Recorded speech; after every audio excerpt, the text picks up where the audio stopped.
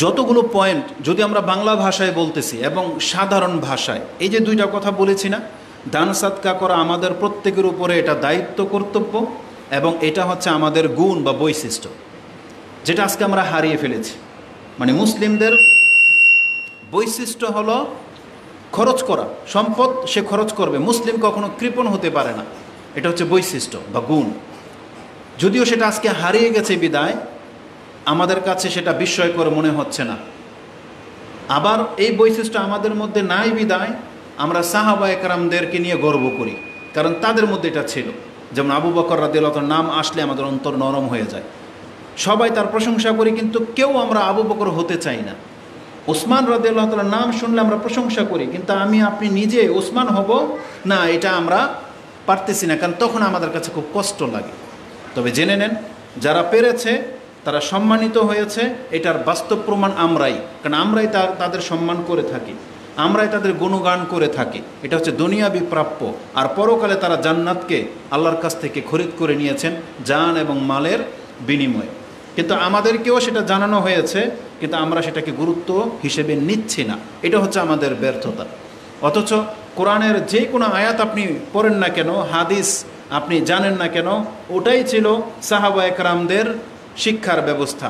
আর ওই কথাগুলাই তাদের জীবনটাকে উলটপালট করে রেখে দিয়েছে। কিন্তু ওই কথাগুলো প্রতিনিয়ত আমরা শুনতেছি, বরং তাদের চাইতে অনেক বেশি হাদিস আমরা জানি, কিন্তু আমাদের মধ্যে সেই প্রতিক্রিয়াটা আসতেছে না। সাহাবা একরামদের চেয়ে আমরা কোরআন এবং হাদিস যে বেশি জানি কথাটা বললাম কিসের ভিত্তিতে জানেন? কতক সাহাবী আছে যে অর্ধেক কোরআন নাজিল হওয়ার পর মরে গেছে, হয় না এরকম? তারা সে 10 পারা কোরআন পেয়েছে, কেউ হয়তো 20 পারা পেয়েছে, পুরা কোরআন পেয়েছে। এরকমের সাহাবীর সংখ্যা খুব কম, তাই না? যারা রাসূল ইসলামের পরে শেষ পর্যন্ত বেঁচে ছিল। তারপরে কতক সাহাবী আছে রাসূলুল্লাহ সাল্লাল্লাহু আলাইহি ওয়াসাল্লামের উপরে ঈমান এনেছে, ঈমান আনার পরে বিভিন্ন জিহাদে গিয়ে তারা শহীদ হয়ে গেছেন, বিভিন্ন দেশে দূর দূরান্তে তারা দাওয়াত নিয়ে পৌঁছে গেছেন। আর বেশ কিছু সাহাবী যারা সবসময় রাসূল ইসলামের সাথে ছিল, তারা বেশি হাদিস জানতো। আর সমস্ত সাহাবী যত হাদিস জানতো, ওই হাদিসগুলো কিন্তু ইমামরা জড়ো করে আমাদের হাতে তুলে দিয়েছেন। এই জন্য বুখারী, মুসলিম, আবু দাউদ, তিরমিজি যত হাদিস আছে যেগুলো আমরা মুসলিমরা জানতেছি, এগুলো সব সাহাবীদের কাছে ছিল না। সালাম দিয়ে ঘরে ঢুকতে হবে, এই হাদিসই উমর রাদিয়াল্লাহু তাআলা জানতেন না। জানেন সেই ঘটনা যে উমর রাদিয়াল্লাহু তাআলার মজলিস থেকে যখন এক সাহাবী ফেরত চলে গেল, 3 বার সে সালাম দিয়েছে, জবাব আসেনি, ফেরত চলে গেছে। তখন তাকে ডেকে আনা হয়েছে, বলতেছে যে তুমি চলে কেন গেলা? তখন বলছে আমি রাসূল সাল্লাল্লাহু আলাইহি ওয়াসাল্লাম থেকে এটাই শুনেছি যে আমাদেরকে প্রথমে গিয়ে সালাম দিতে বলা হয়েছে, 3 বার সালামের জবাব না আসলে ফিরে যেতে বলা হয়েছে। তা বলতে তোমার এই হাদিসের ব্যাপারে তুমি সাক্ষী পেশ করো। সে সাহাবীর নামটা আমি ভুলে গেছি। তিনি মসজিদে নববীতে এসে আনাস রাদিয়াল্লাহু তাআলা, ইবনে আব্বাস, সবাই এটা নিয়ে হাসছেও যে এই হাদিস উমর রাদিয়াল্লাহু তাআলা জানে না। এটা তো সবাই জানি আমরা, বাচ্চা সাহাবী যারা, তারা বলছে তো আমরা সবাই জানি। তো বেশ কিছু জিনিস আছে কারোর মধ্যে কিছু কম ছিল। কেন কথাটা বললাম? তারা আমাদের কাছ থেকে এত একসাথে জড়ো হিসেবে পায় নাই, কিন্তু একটা পেয়েছে, ওটাই তাদের জীবনের পুঁজি হয়ে থেকে গেছে। আর আজকে যদি দান সাদকা সম্পর্কে 100 হাদিসও বলা হয় না, তাহলে দেখবেন আমাদের অন্তর যেমনটা ছিল তেমনই থাকবে। এটা হচ্ছে বোঝাতে চাইলাম। তো আসুন দেখাই কোরআন হাদিসে এই যে এটা যে মুমিনদের বৈশিষ্ট্য বলা হয়েছে। আজকে আমরা মুমিনরা, মুসলিমরা নিজেদেরকে মুমিন দাবি করি, কিন্তু কৃপণ, দান খরচ করতে চাই না, আমরা কুক্ষিগত রাখতে চাই বা নিজের অবস্থানটাকে বড় করতে চাই। আমরা ভুলে গেছি যে এটা আমাদের বৈশিষ্ট্য। কোরআনের যথেষ্ট আয়াত আছে এই মর্মে। তার মধ্যে একটি আয়াত আপনি নেন, যেটা সূরা সাজদা। সূরা সাজদার 32 নম্বর সূরার 16 নম্বর আয়াতে আল্লাহ সুবহানাহু ওয়া তাআলা মুমিনদের গুণ উল্লেখ করতে গিয়ে তিনি বলেন, মুমিনদের বৈশিষ্ট্য হচ্ছে তাতাজাফা জুনুবুহুম আনিল মাদাজি ইয়াদউনা রাব্বাহুম খাউফাও ওয়া তামা ওয়া মিম্মা রাযাকনাহুম ইউনফিকুন। মুমিন তো তারাই যারা রাতে ভয়ে বিছানা থেকে তার পিঠ আলাদা হয়ে যায় এবং তার আল্লাহকে ডাকে, শেষ রাত্রে উঠে আল্লাহকে ডাকে। ইয়াদউনা রাব্বাহুম খাউফাও ওয়া তামা, ভয়ের সাথে এবং আশা নিয়ে যে আমি অবশ্যই আল্লাহর কাছে কিছু পাবো, এই আশা নিয়ে তাকে ডাকে। আর কি করে? ও মিম্মা রাযাকনাহুম ইউনফিকুন, আর আমি আল্লাহ তাদেরকে যে রিজিক দিয়েছি তা থেকে তারা খরচ করে। তাহলে এটা হচ্ছে মুমিনদের বৈশিষ্ট্য। নাজাত পেতে হলে এটা করতেই হবে। কোরআনের আরেকটি আয়াতে যেহেতু প্রত্যেকটা আয়াতে লম্বা চূড়া কথা থাকবে, কিন্তু কথা যেহেতু লম্বা, এই জন্য আর বেশি সময় নিতে পারতেছি না এখানে। আরেকটা আয়াতে চলে আসেন, সূরা আলে ইমরান 3 নম্বর সূরার 15, 16, 17 এই আয়াতগুলোতে মুমিনদের কথা রয়েছে। যেমন 15 নম্বরে আল্লাহ সুবহানাহু ওয়া তাআলা জান্নাতের সুসংবাদ দিয়ে বলতেছেন, আল্লাহু বাসীরুম বিল ইবাদ, নিশ্চয় আল্লাহ তার বান্দাদেরকে খুব প্রত্যক্ষভাবে লক্ষ্য করতেছেন। কারা তারা? আল্লাযীনা ইয়াকুলুনা রাব্বানা ইন্নানা আমান্না ফাগফির লানা যুনুবানা ওয়া কিনা আযাবান নার, যারা এই কথা বলে, আল্লাহ আমরা তো তোমার উপরে ঈমান এনেছি, অতএব আমাদের পাপগুলোকে মাফ করে দেন, আমাদেরকে জাহান্নামের আগুন থেকে মুক্ত করে দেন, ওয়া কিনা আযাবান নার। তারপর আল্লাহ বলেছেন এরা কারা? যাদেরকে জাহান্নাম থেকে মুক্ত করে দেওয়া হবে, তার পাপগুলোকে মাফ করে দেওয়া হবে। আস-সাবিরিনা ওয়াস-সাদিকিনা ওয়াল-কানিতিনা ওয়াল-মুনফিকিনা ওয়াল-মুস্তাগফিরিনা বিল আসহার। 5টা গুণ আল্লাহ বলেছেন। এরা তো এমন মুমিন যারা ইসলামের উপর ধৈর্য ধারণ করে থাকে, সত্যবাদী, কানেত আল্লাহর দিকে ঝুঁকে গেছে, মুনফিকিন যারা খরচ করে, তার মানে সাবিরিনা, সাদিকিনা, কানিতিনা, মুনফিকিনা ওয়াল মুস্তাগফিরিনা বিল আসহার, এবং যারা রাতের শেষ ভাগে উঠে আল্লাহর কাছে ডাকে, আল্লাহকে ডাকে বা আল্লাহর কাছে দোয়া করে, ইস্তিগফার করে, আল্লাহর কাছে ক্ষমা চায় শেষ রাত্রে। এগুলো হচ্ছে মুমিনদের গুণ। তার মধ্যে একটা কি আছে? ও মুনফিকিন, তারা খরচ করে। এটা হচ্ছে মুমিনদের বৈশিষ্ট্য, যেটা আজকে অধিকাংশ মুমিনরা আমরা হারিয়ে ফেলেছি। অথচ আল্লাহ সুবহানাহু ওয়া তাআলা যে আমাদেরকে মুমিন মুসলিম করেছেন, এই খুশিতেও দান করা উচিত ছিল, কারণ আমাদের দানগুলো ডাইরেক্ট আল্লাহর হাতে গিয়ে পড়ে, আল্লাহ সুবহানাহু ওয়া তাআলার কাছে হাতে গিয়ে পড়ে, এবং ডান হাতে, যদি সেটা হালাল ইনকাম থেকে হয়। একজন মুসলিম যদি হালাল ইনকাম থেকে দান করে, সেটা ছোট হোক বা বড় হোক, সরাসরি এটা আল্লাহ তার ডান হাতে গ্রহণ করে। এই হাদিস আসবে একটু পরে, যেটা বুখারী মুসলিমের উভয় হাদিসে আছে। তো আমাদের খুশি হয়ে দান করা উচিত ছিল। কত পুতুল পূজারী আছে, বট গাছ, ইঁদুর, বাদর পূজারী, তারাও খরচ করে, তারা তাদের দেবদেবীদেরকে সন্তুষ্ট করার জন্য। আমার মনে হয় না কোনো মুসলিম এত দাম দিয়ে গেট বানায়, এত বড় প্যান্ডেল করে, যেটা হিন্দুরা ওদের পূজার সময় করে থাকে। তাহলে ওরা তো একটা আশায় করে, ওদের ধর্মের মানে দেবতাকে সন্তুষ্ট করার জন্যই করে, নাকি না? ওরা তো স্বর্ণ দিয়ে মূর্তিও বানায়, ওটা তো ওদের পকেটের টাকা, ওরা তো খাওয়াচ্ছে মানুষকে, কিন্তু ওদের রেজাল্ট কি? ওরা কি জান্নাত পাবে? কারণ ওরা তো এটা আল্লাহর জন্য করে না, এগুলো তো গায়রুল্লাহর জন্য করতেছে। তাহলে আমি আর আপনি যে মুসলিম হইলাম, আল্লাহ যে আমাদেরকে তার পরিচয় জানালেন, মানার তৌফিক দিলেন, তাহলে আমরা আল্লাহর জন্য কেন খরচ করতে আমাদের কষ্ট হয়? এইটা হচ্ছে আশ্চর্যের ব্যাপার, যে মুসলিম হওয়ার পরে দিনের ক্ষেত্রে খরচ করতে কষ্ট হবে, এটা আশ্চর্য ব্যাপার। আরও আশ্চর্যের ব্যাপার হলো, মুসলিম ধর্মের ক্ষেত্রে খরচ করবে দূরের কথা, মুসলিম নিজেই নিজের টাকা খরচ করতে কষ্ট পায়। মানে নিজে একটা বোতল পানি কিনে খাবে, ওর আত্মা ফুরিয়ে যায়, কষ্ট হয়। 15 টাকা 20 টাকাও খাবে না, মানে অন্য কেউ দিলেও খাবে। এমন কৃপণ হলে তো চলবে না। এটা মুমিনদের গুণ না। মুমিনদের গুণ হলো ইউনফিকুন, তারা খরচ করে। এটা যে আমাদের উপরে দায়িত্ব, এই মর্মে কোরআনের বেশ কিছু আয়াত আছে। যেমন আল্লাহ সুবহানাহু ওয়া তাআলা আমাদেরকে ভয় প্রদর্শন করে এই কথাটা বলেছেন, যেটা আপনি খুব সহজেই পেয়ে যাবেন সূরা বাকারা 2 নম্বর সূরা আয়াতুল কুরসির আগের আয়াতটি। আয়াতুল কুরসি কত নম্বর আয়াত? 255। তাহলে 254 নম্বর আয়াতটা আপনি পড়েন। তাতে কি আছে?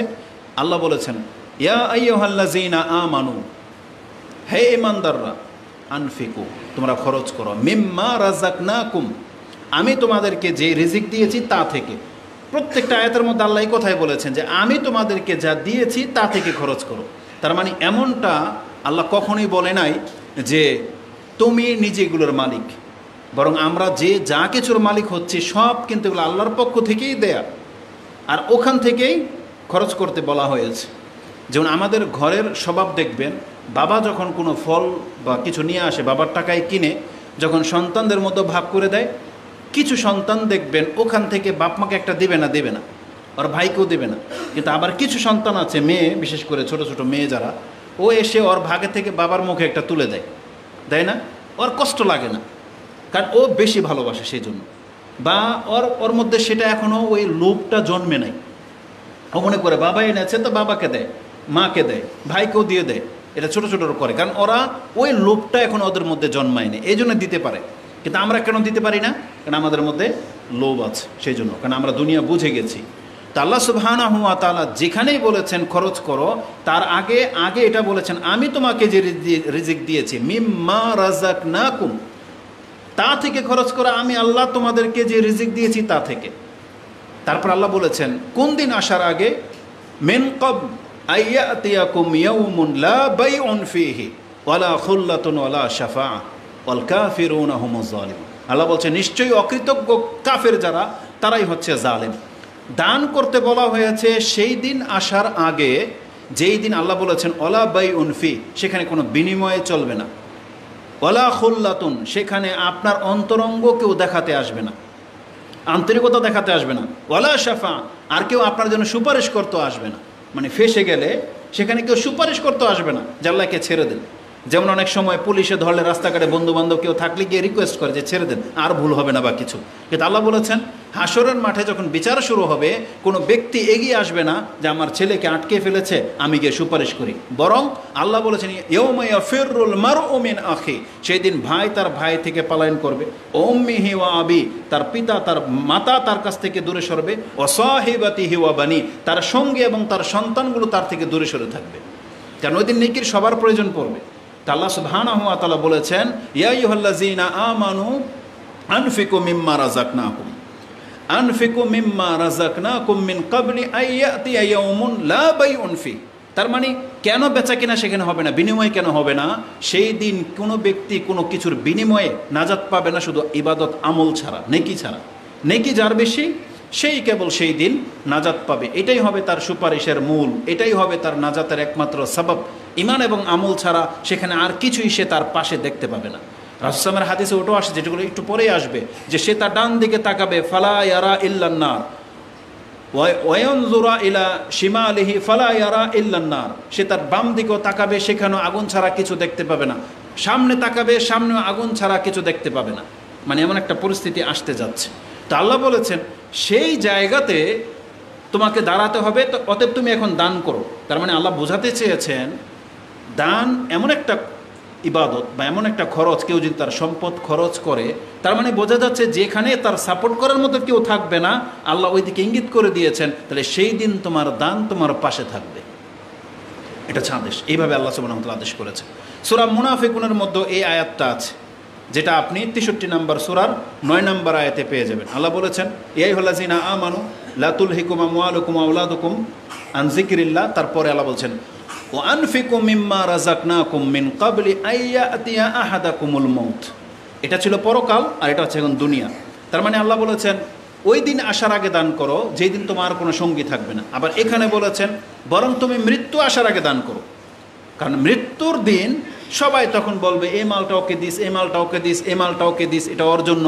রাসূল বলেছেন এই মালগুলো তুমি না বললেও ওরা নিয়ে নেবে। মরার সময় যদি কেউ নাও বলে যায়, ভাগ অনুযায়ী সব সন্তানরাই কিন্তু ছিনিমিনি করে মাল নিয়ে নেবে, কেউ কিন্তু তার জন্য রাখবে না।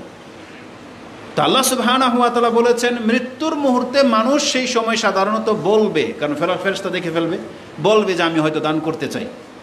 এবং তারপরের আয়াতে আল্লাহ ইঙ্গিত করে দিয়েছেন, যেটা মুনাফিকুন 10 নম্বর আয়াতে, রাব্বি লাউলা আখারতানি ইলা আজালিন কারিব, আমাকে যদি আরেকটু সময়ের জন্য ছেড়ে দেন, লা আসাদদাকা ওয়া আকুম মিনাস সালিহিন, তাহলে অবশ্যই আমি সাদকা করতাম আর আমি সৎকর্মশীল হয়েই আপনার কাছে ফিরে আসতাম, এতটুকু সময় পেলে। আল্লাহ কি বলেছেন ওয়ালা ইউআখিরুল্লাহু নাফসান ইযা জাআ আজালুহা, প্রত্যেকটা ব্যক্তির আজাল চলে আসলে সেই ব্যক্তিকে আর সেই সুযোগটা দেয়া হবে না।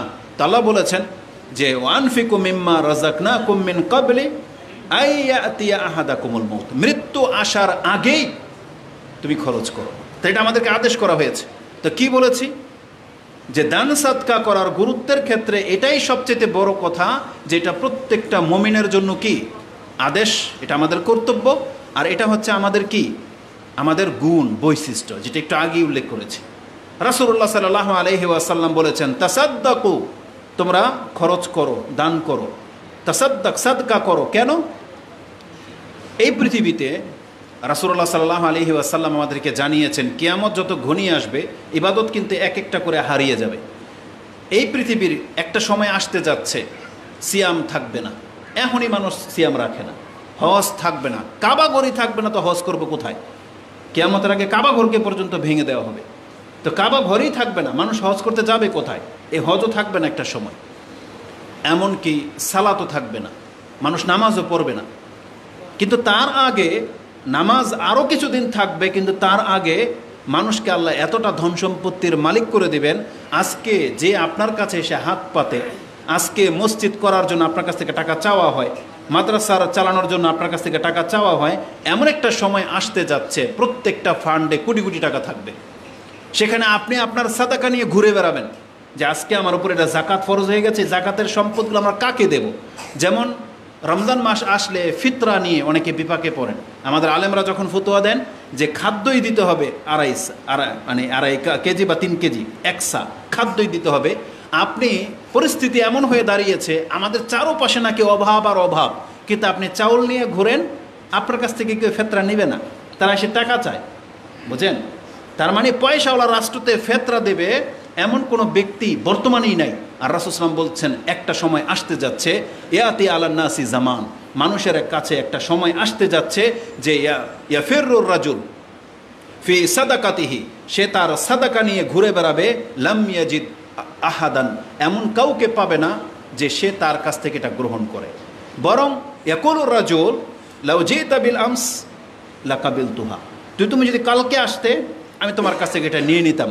ফাম্মাল ইয়াউম ফালা হাজাতালি বি, আজকে আমার এর কোনো প্রয়োজন নেই। তার মানে রাতারাতি মানুষ পয়সাওয়ালা হয়ে যাবে। তো বোঝা যাচ্ছে যে রাসূল সাল্লাল্লাহু আলাইহি ওয়াসাল্লাম বলেছেন তাসাদ্দাকু, তোমরা সাদকা করো, এটা বুখারী মুসলিমের হাদিসে আছে। তা আমাদেরকে আদেশ করা হয়েছে তোমরা সাদকা করো। বরং রাসূলুল্লাহ সাল্লাল্লাহু আলাইহি ওয়াসাল্লাম থেকে আরেকটা হাদিস নিয়ে যেটা ইমাম মুসলিম কোট করেছেন 2223 নম্বরে, আন সাইদ ইবনে আবি বুরদা আন আবিহি আন জাদ্দিহি আন রাসূলিল্লাহি সাল্লাল্লাহু আলাইহি ওয়াসাল্লাম ক্বালা, রাসূল বলেছেন আলা কুল্লি মুসলিমিন সাদাকাতুন, প্রত্যেকটা মুসলিমের উপরে সাদকা করা ফরজ। মানে তার যোগ্যতা অনুযায়ী, তার অবস্থা ভেদে, ব্যক্তি বিশেষ পর্যায়ে তার উপরে প্রতিদিন সাদাকা করা কি ফরজ। আলা কুল্লি মুসলিমিন সাদাকাতুন, এটি ইমাম মুসলিম কোট করেছেন, সাদাকার অধ্যায় পাবেন। হাদিস বললাম 2223, মানে 2223 নম্বরে রয়েছে। তাহলে এই দলিলগুলো বহন করে যে সাদাকা আমাদের প্রত্যেকের উপরে লাজিম হয়ে আছে, এটা আমাদের কর্তব্য, দিতেই হবে। তো এবার আসুন আমি আপনাকে দেখাই যে যে জিনিসটা এটা আমাদের গুণ, মুসলিমদের গুণ, মানে মুসলিম কোনোদিন কৃপণ হইতে পারে না, হওয়া উচিত না। আমরা অনেক সময় কৃপণ না, কোথায়? যেমন যে বললাম নিজের সন্তানের ক্ষেত্রে, ঘরের ভিতরে খাদ্য খাওয়ার ক্ষেত্রে, রং তামসা করার ক্ষেত্রে, সেখানে আমরা ঠিকই খরচ করি, ওই ক্ষেত্রে আমরা কৃপণ না। কিন্তু যখন ধর্মীয় ব্যাপার আসবে, নেকির ব্যাপার আসবে, নাজাতের ব্যাপার আসবে, ওই খাতগুলোতে আমাদের অন্তর মনে হচ্ছে যে মরে যায়। আমরা যদি প্রকাশ্যে কোনো ব্যক্তি ঘোষণা করে দেয় 50 ব্যাগ সিমেন্ট, 100 ব্যাগ সিমেন্ট, আবার অনেকে আমরা কি মন্তব্য করে এ লোক দেখানো দান করে, বুঝেন না? কেউ করলেও দোষ, আর আপনি নিজেও করতেছেন না, তাহলে শয়তান তখন তার অন্তর এটা জাগিয়ে দেয় এই লোকটা লোক দেখানো কাজ করতেছে, তার মানে আমি ওর চাইতে ভালো না, আপনি ওর চাইতে ভালো না। এটা মুনাফিকদের চরিত্র। রাসূল সাল্লাল্লাহু আলাইহি ওয়াসাল্লাম কোরআনে আল্লাহ বলেছেন মুনাফিকদের চরিত্র হলো, মুনাফিক নিজে দান করেই না, আবার অন্যকে করতে দেখলে আবার নিন্দা করে, মানুষের কাছে অপপ্রচার করে যে অমুক এর দান করার কি হবে না হবে, এত লোক দেখানো করতেছে না। আপনি তোর অন্তর খুলে দেখেন নাই। প্রকাশ্য দান করার কথাও আছে, গোপনে দান করার কথাও আছে, কিন্তু কাউকে তিরস্কার করা যাবে না। আপনার ক্ষমতা থাকলে আপনি করে দেখান, অন্যকে তিরস্কার না করে। সে কোন নিয়ত করেছে ওর সাথে আল্লাহ বুঝবে, আমি আর আপনি না। এই জন্য প্রকাশ্য দান করবেন যখন দান করার কথা বলা হয়ে থাকে। রাসূলুল্লাহ সাল্লাল্লাহু আলাইহি ওয়াসাল্লামের কাছে 1000 স্বর্ণ মুদ্রা ওসমান রাদিয়াল্লাহু তাআলা যখন রাসূল সাল্লামের কুরসের মধ্যে দিয়ে দিলেন কোলে, রাসূল সেগুলো লাড়তেছেন আর হাসতেছেন এবং তার চেহারা উৎফুল্ল হয়ে গেছেন। এবং রাসূল বলেছেন আজকের পর থেকে ওসমান যা করে করুক এর কোনো ক্ষতি করতে পারবে না কেউ।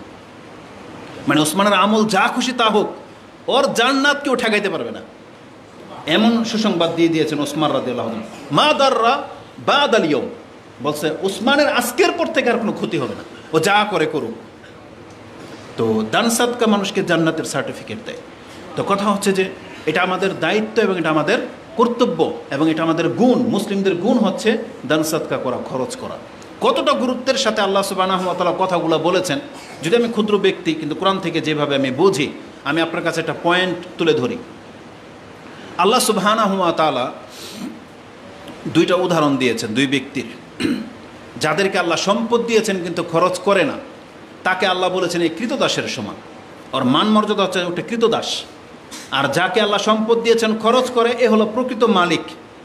তার মানে বিষয়টা আমার এত ভাল লাগে বা এমনভাবে এটা অন্তরে গেঁথে যায়, কথাটা আপনি একবার ফিল করেন। কৃতদাস তো আপনি দেখেন নাই কখনো। আমরা দেখেছি চাকর নকর, মানে কর্মচারী দেখেছি, কৃতদাস আমরা কেউ দেখি নাই। কৃতদাস হলো সেই ব্যক্তি যে সারাদিন মেহনত করে যা কিছু ইনকাম করে নিয়ে আসবে, ও এটার মালিক না। ওর মালিক কে? ওর মালিক ওই কৃতদাসের মালিক যে সে, মানে সারাদিন কাজ করে এসে যা ইনকাম করবে এটা মালিককে দিতে হবে। মালিক যদি এখন ওখান থেকে ওরে কিছু খাওয়ার জন্য দেয়, ওরে যদি বকশিস দেয়, তাইলে ওর এটা অধিকার আছে। না হলে ওকে যদি বলে তোর আজকে খাবার নেই, তুই আজকে কম ইনকাম করে দিয়েছিস, আজকে তুই না খেয়ে থাক, এই কৃতদাসের ক্ষমতা নাই। সে এক ঢুক পানি গিলবে, এই কৃতদাসের ক্ষমতা নাই। এটা ইসলামিক নিয়ম। কৃতদাস যদি মালিকের অনুপস্থিতিতে বা খেয়ানত করে, তাহলে কৃতদাসের ইবাদতই কবুল হবে না। এটা হচ্ছে কৃতদাস, এটা একটা মান। কৃতদাসের জাকাত নাই, কিচ্ছু নাই, মানে ওর নিজের ব্যক্তির মাল নাই। ওকে যদি আপনি অঢেল সম্পদের গোডাউনের মধ্যে বসিয়ে দেন, ও ওখান থেকে খেতেও পারবে না, কিছু দিতেও পারবে না কাউকে, মানে ও শুধু রক্ষক। তা আল্লাহ সুবহানাহু ওয়া তাআলা কোরআনে বলেছেন যে কিছু মানুষ আছে যাদেরকে আল্লাহ অঢেল সম্পত্তি দিয়েছেন, কিন্তু ওর চরিত্র হলো, ওর মান মর্যাদার দিক থেকেও হলো একটা কৃতদাসের মতো। ও নিজেও খায় না, ও অন্যকে দিতেও পারে না, মানে অন্তর মরে গেছে। আয়াতটি রয়েছে সূরা নাহাল 16 নম্বর সূরার 75 নম্বর আয়াতে। আল্লাহ বলেছেন, দারাবাল্লাহু মাসালান আবদান মামলুকান। আল্লাহ সুবহানাহু ওয়া তাআলা বলেন, দারাবাল্লাহু মাসালান আবদান মামলুকান লা ইয়াকদিরুনা আলা শাই। একজন গোলাম যেমন কিছু করার ক্ষমতা রাখে না, ওর সম্পদ নিয়ে ওকে বসে থাকতে হবে। ওকে গোডাউনের দায়িত্বে, বাগানের দায়িত্বে দেন, গরুর পাল, সব কিছুর দায়িত্ব দেন, ও এগুলো শুধু রক্ষক। কিন্তু এখান থেকে লা ইয়াকদিরুনা আলা শাই, নিজে খেতেও পারবে না, দিতেও পারবে না। তারপর আল্লাহ সুবহানাহু ওয়া তাআলা বলতেছেন, কিন্তু ওই ব্যক্তি ওমান মাই ইয়াকদিরুনা আলা শাই ওমাই ইয়ারযুকুহু, আর আমি আল্লাহ যাকে ওমান রাযাকনাহু মিন্না রিজকান হাসানান, আর আমি আল্লাহ আমার পক্ষ থেকে যাকে উত্তম রিজিক দিয়েছি, মানে অঢেল দিয়েছি, রিজকান হাসানান ফাহুয়া ইউনফিকু মিনহু সিররা ওয়া জাহারা, সে তা থেকে গোপনে এবং প্রকাশ্যে দান করতে থাকে। এখানেও আল্লাহ বলেছেন যে আমি ওকে রিজিক দিয়েছি, সেই রিজিক থেকে ও মিনহা, তা থেকে কি করে, সিররান ও জাহারান, গোপনে এবং প্রকাশ্যে অগতরে দান করতে থাকে। আল্লাহ বলেছেন সিররান ও জাহারান হাল ইয়াস্তাউন, এই দুই ব্যক্তিকে সমান, মানে যেই ব্যক্তি সম্পদ নিয়ে বসে আছে আর যেই ব্যক্তি সম্পদ পেয়ে সেটা নিজে খায়, দানও করে, ডান দিকে বা দিকে সব ক্ষেত্রে করে, এই দুই ব্যক্তিকে সমান। আলহামদুলিল্লাহ, আল্লাহ নিজেই বলতেছে, প্রশংসা করো আল্লাহর যারা সম্পদ পেয়ে গেছো, যে তুমি কিছু করতে পারো। আর কৃতদাস ও একজন মানুষ, ওর কাছে অনেক সম্পত্তি কিন্তু কিচ্ছু করার ক্ষমতা রাখে না, আর আল্লাহ তোমাকে মালিক বানিয়েছেন। আলহামদুলিল্লাহ, বাল আকসারুহুম লা ইয়ালামুন। আল্লাহ সুবহানাহু ওয়া তাআলা বলেন, বরং অধিকাংশ মানুষ সেই জিনিসগুলো বোঝার চেষ্টা করে না। আজকে আমরা সম্পদ পেয়ে চাইলে দান করতে পারি। যেমন আপনি রাস্তা দিয়ে হাঁটতেছেন, আপনার কাছে কেউ চাইলো, আপনার পকেটে টাকা আছে, আপনি যদি দেন, পৃথিবীর কোনো ক্ষমতা আছে কেউ জিজ্ঞেস করবে আপনাকে কেন দিলা? পারবে? কিন্তু অনেক সময় আপনি আপনার স্ত্রীকে বলতে পারেন, আপনি ঘরে টাকা রেখেছেন, স্ত্রী কাউকে দিয়েছে, সেটা অল্পই হোক বা বেশি হোক, আপনি কিন্তু অনেক সময় জিজ্ঞেস করেন তুমি কার অনুমতিতে দিলা, বলে কিনা? তাহলে স্ত্রীও সেই ক্ষেত্রে অনেকটা অপারক, কিন্তু আপনি মালিক। আপনি টাকা দিলে, দান করলে, খরচ করলে পৃথিবীর কোনো ক্ষমতা আছে আপনাকে জিজ্ঞেস করবে যে তুমি কেন দিলা? এটা হচ্ছে একটা প্রকৃত মালিক, এটা মালিকের কাজ। দোকানে কেউ যদি ভিক্ষা করতে আসে বা ফলের আড়তে বসা, আপনি কেউ আসতেছে, আপনি একটা আপেল ঢিলা দিয়ে তাকে দিয়ে দিলেন, ওই কর্মচারীর ক্ষমতা জিজ্ঞেস করবে যেটা আপনি দিলেন কেন? কিন্তু এটা যদি কর্মচারী করে, তাহলে মালিক বলতে পারবে যে তুই কার অনুমতিতে দিলি, তোকে কে বলছে, এটা বলি কিনা? কিন্তু আল্লাহ বলছে না, মালিক যে হয় সে তাকে কোনো পরোয়া করতে হয় না। এই জন্য যেই ব্যক্তি দান করতে পারে, মূলত এটা হচ্ছে মালিকের স্বভাব। সে বুঝালো যে আমি মালিক। তার মানে কি, একজন ভিক্ষুক আসছে, আমি দোকানে বসা, এখন আমার কাছ থেকে চাইলো, আমি যদি না দেই, এই ভিক্ষুককে মনে করতে হবে তাহলে এটা দোকানের মালিক না, এটা কি কর্মচারী, বুঝেন? আর আমি যদি দেই, তখন ও বুঝবে হ্যাঁ এটা মনে মালিক, তাই না? আর যদি অল্প দেয়, মনে করবো কৃপণ মালিক, আর যদি বেশি দেয়, তাহলে মালিকটা খুব ভালো, তাই না? তাহলে মানুষ চিনা যায় তার কর্ম দেখে। তা আল্লাহ সুবহানাহু ওয়া তাআলা এই কথাটাই বলেছেন যে যাদের সম্পদ আছে কিন্তু দান করে না, সে হচ্ছে কৃতদাসের মতো। আর যাকে আল্লাহ সুবহানাহু ওয়া তাআলা সম্পদ দিয়েছেন তা থেকে খরচ করে, এটা হলো প্রকৃত মালিক। তা আল্লাহ সুবহানাহু ওয়া তাআলা আমাদেরকে যাদেরকে মালিক করেছেন, আমাদেরকে মালিকের রূপেই ফিরে আসতে হবে। এই মালিকের রূপটা প্রকাশ করতে হবে যে হ্যাঁ আমি মালিক, এই জন্য আমরা দান করে থাকি। এই দান করার মাধ্যমে আপনার প্রভাব আপনাকে দেখাতে হবে, সেটা ডাটফাট এই দানের মাধ্যমে হতে হবে, ওই চোখ রাঙানো আর ধমকা ধমকির মাধ্যমে না। মানে যেই ব্যক্তির যত সামর্থ্য বেশি সে তত খেদমত করে দেখাবে, যার ভিত্তিতে তাকে মানুষ সম্মান করবে, এটা হওয়া উচিত। লোক বল আর ক্ষমতা চোখ রাঙানো দিয়ে না, যে আমার অনেক কোটি কোটি টাকা, সে রাস্তায় আসলে ধমক দেয়, এই করে সেই করে, মানুষ জানবে যে অনেক বড় ব্যাপার না। এটা আজকে আপনার সামনে সম্মান করবে, কিন্তু পেছন থেকে আপনাকে সে অহংকারী বলবে, সে আপনাকে ধিক্কার জানাবে, এটা করবে। কিন্তু দান সাদকা করতে থাকেন, তখন মানুষ আপনাকে দেখলে ঘিরে নেবে বা দূর থেকেই বলবে সে অনেক টাকার মালিক, এটা বলবে। তো আল্লাহ সুবহানাহু ওয়া তাআলা এই আয়াতের মধ্যে বলেছেন যাদের সম্পত্তি থাকা সত্ত্বেও খরচ করে না, এই ব্যক্তি হচ্ছে কৃতদাসের সমান। এটা আমাদেরকে মাথায় নিয়ে আসতে হবে। আমরা যদি এই জিনিসগুলো মাথায় নিই, আপনি আমি কৃপণতা করে কি হয়, আমাদের এই সম্পত্তিগুলো তো রিজার্ভ করার জন্যই তো এটা আমরা করি, যে দান সাদকা করি না। আমাদের সম্পদ কতটা আমাদের সম্পদ? কিয়ামতের মাঠে রাসূল বলেছেন যে বহু মানুষ, দুনিয়াতে অনেক সম্পদ ছিল, কিন্তু কিয়ামতের মাঠে সে ফকির হয়ে উঠবে, সবচেয়ে অল্প পুঁজিওয়ালা উঠবে। এই কথাগুলো রাসূল বলেছেন। ওই হাদিসগুলো আমার সামনে আছে। রাসূল সাল্লাল্লাহু আলাইহি ওয়াসাল্লাম বলেছেন, একদিন উপদেশ দিতে গিয়ে রাসূল বলতেছেন, আব্দুল ইবনে মাসউদ রাদিয়াল্লাহু তাআলা আনহু তিনি বলতেছেন, ক্বালা রাসূলুল্লাহ সাল্লাল্লাহু আলাইহি ওয়াসাল্লাম আইয়ুকুম মালু ওয়ারিসি আহাব্বু ইলাইহি মিন মালিহি। তোমাদের মধ্যে এমন কে আছে যে নিজের সম্পত্তির চাইতে অন্যের সম্পত্তিকে বেশি ভালোবাসো?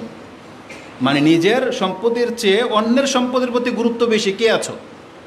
রাসূল বলছেন আমাদের মধ্যে এমন কেউ নাই। কালু ইয়া রাসূলুল্লাহ মা মিন্না আহাদুন ইল্লা মালুহু আহাব্বু ইলাইহি। আমরা সবাই তো এমন লোক যে সবাই নিজের মালটাকেই বেশি পছন্দ করি, অন্যের মালকে আমরা কেন পছন্দ করব? রাসূলুল্লাহ সাল্লাল্লাহু আলাইহি ওয়াসাল্লাম বলেছেন, বিষয় যদি এমন হয় তাহলে তোমার মাল কোনটা? তখন রাসূল বলেছেন, ফা ইন্না মালাহু মা কাদ্দামা। একটা মানুষ যা খরচ করেছে এটা হচ্ছে মা কাদ্দামা, সে তাহলে পরকালের জন্য পাঠালো, এটা সে বলতে পারবে যেটা আমার মাল, যেটা আমি দিয়েছি, এক জায়গায় ট্রান্সফার করেছি, এটা আমার মাল, কারণ সে পাঠিয়েছে, এটা যাচ্ছে। আর ওয়ামাল ওয়ারিসিহি মা আখারা, আর যে সেটা রিজার্ভ রেখে যাচ্ছে এটা কিন্তু তার সম্পত্তি না, এটা ওয়ারিসদের জন্য রেখে যাওয়া হচ্ছে। এই হাদিসটা ইমাম মুসলিম কোট করেছেন, ইমাম বুখারী কোট করেছেন। হাদিসটি কিতাবুর রিকাকের অধ্যায়ে রয়েছে, অন্তরকে নরম করার অধ্যায়। হাদিস হচ্ছে 6442। তার মানে রাসূল বলেছেন একজন ব্যক্তির সম্পদ কোনটা? মা কাদ্দামা, যেটা সে আগে পাঠিয়ে দিয়েছে। এটার একটা উদাহরণ যদি আমরা দুনিয়া থেকে নেই, যারা প্রবাসে থাকেন, প্রবাসের লোকেরা কী করে?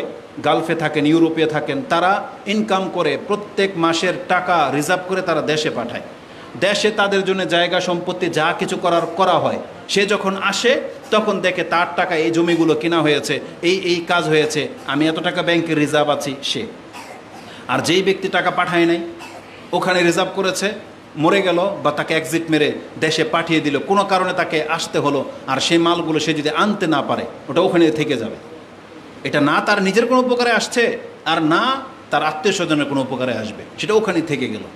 ঠিক দুনিয়ার এই জীবনটাকে আপনি কম্পেয়ার করলে, আমরা যা কিছু খরচ করতেছি, আল্লাহ বলতেছেন এগুলো সব আমার কাছে তুমি সেন্ড করতেছো, কর্জে হাসানা, এটা আমার কাছে করজ হিসেবে থেকে যাচ্ছে, আমানত হিসেবে থেকে যাচ্ছে, আমি আল্লাহ সেগুলো তোমাকে পুরা করে দেব।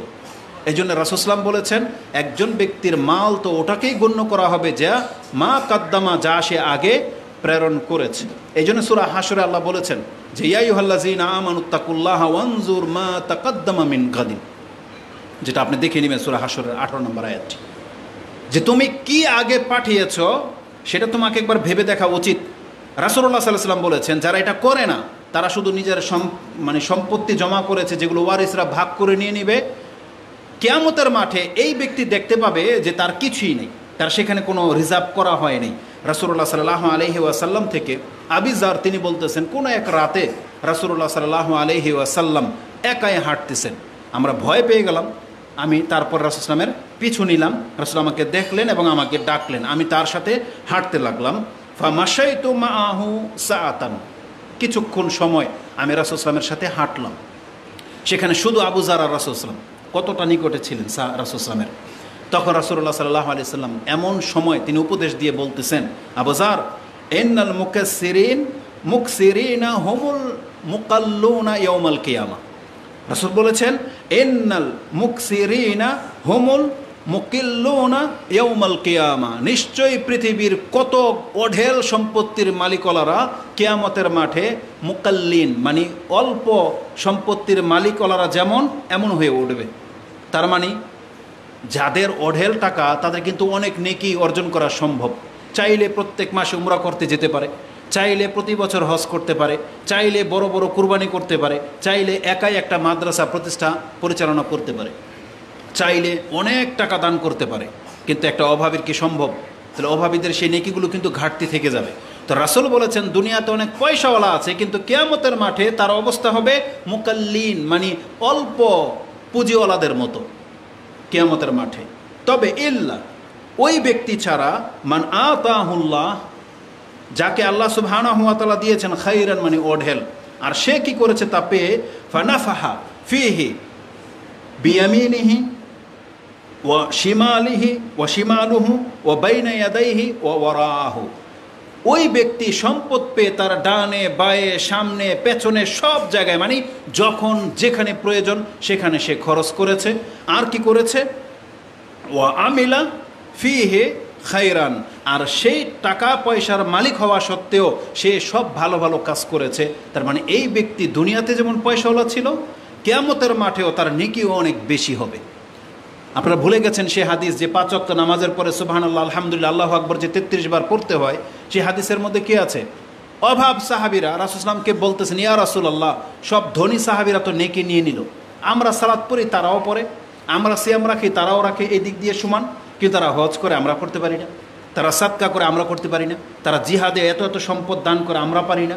তখন রাসূল সাল্লাল্লাহু আলাইহি ওয়াসাল্লাম বলছেন, ব্যাপার যখন এমন, তাহলে তোমাদেরকে আমি এমন একটা ইবাদত শিখিয়ে দেব, তোমরা যারা এটা করতে পারবে নেকি দিয়ে তোমাদেরকে কেউ হারাইতে পারবে না। সেটা কি? 5 ওয়াক্ত নামাজের পরে বলা হয়েছে সুবহানাল্লাহি আলহামদুলিল্লাহ আল্লাহু আকবার, এই তাসবিহগুলো 33 বার করে যেই ব্যক্তি পড়বে, তাহলে এর যেই নেকি জন্মাবে তার মতো আমল করা ছাড়া কোনো ব্যক্তি কোনো মানে অন্য কোনো ইবাদত দিয়ে তাদেরকে হারাইতে পারবে না, মানে নেকি দিয়ে আপনাকে ধরতে পারবে না। তারা তাই করা শুরু করলো, প্রত্যেক নামাজের পরে তাসবিহ জিকির আসকারে লেগে গেল। ধনী সাহাবীরা তারা দেখলো যে এরা বসে কি করে, নামাজ তো শেষ, সালাম ফিরানো হয়ে গেছে। তখন তাদেরকে জিজ্ঞাসা করা হলো, তাহলে তোমরা কি করো? এখন বাধ্য যে জিজ্ঞেস করছেন, তখন তারা বলেছেন যে রাসূল সাল্লাল্লাহু আলাইহি ওয়াসাল্লাম আমাদেরকে এই শিক্ষা দিয়েছেন। তারাও তখন তাসবিহ করা শুরু করে দিল। তখন ওই অভাবী সাহাবীরা আবার গেল, ইয়া রাসূলুল্লাহ, এখন আমরা যা করি তারাও তো তাই করে। তখন রাসূল সাল্লাল্লাহু আলাইহি ওয়াসাল্লাম বলেছেন, যালিকা ফাদলুল্লাহি ইউতিহি মাইয়াশা, এটা হচ্ছে আল্লাহর অনুগ্রহ, আল্লাহ যাকে চায় এটা আল্লাহর ইচ্ছাতে দিয়ে থাকেন। তাহলে এই জন্য যারা সম্পদশালী, বোঝাতে চাচ্ছি সম্পদশালীদের নেকি অর্জন করা, আল্লাহর কাছাকাছিতে যাওয়া অনেক সহজ, অনেক সহজ, যেটা আমরা হয়তো পারবো না। এই জন্য আপনাকে দান করতে হবে, কৃপণ হলে চলবে না। তো রাসূলুল্লাহ সাল্লাল্লাহু আলাইহি ওয়াসাল্লাম আমাদেরকে জানিয়েছেন, সম্পদ যেটা আমরা দান করব এটা অলরেডি আল্লাহর কাছে গিয়ে রিজার্ভ থাকবে। আর আপনি জানেন যে সেই নেকি কত মাত্রায় আল্লাহ বাড়িয়ে দেয়, সেটা আল্লাহ সুবহানাহু ওয়া তাআলা লালন পালন করতে থাকে। সেই হাদিসটা একটু পরে আসবে। তো দান সৎকার ক্ষেত্রে এই গুরুত্বপূর্ণ কথাগুলো কোরআন হাদিসে রয়েছে, এগুলো আমরা জানি, এমন না যে আমরা জানি না। কিন্তু জানার পরেও ওই যে প্রথমে বলেছি, আমরা দান কেন করতে পারি না, দান করতে চাইলে আমাদের কষ্ট কেন হয়? এটার মূল কারণ হলো আমাদের অন্তরের মধ্যে সংকীর্ণতা তৈরি হয়ে গেছে। অন্তর প্রশস্ত না, আমাদের অন্তরটাকে প্রশস্ত করতে হবে। আমাদের টাকা নাই তাতে কি হয়েছে? অন্তর যদি প্রশস্ত থাকে, কাউকে খাওয়াতে, কাউকে দিতে গিলটি ফিল হবে না, কষ্ট হবে না, অনুভব হবে না।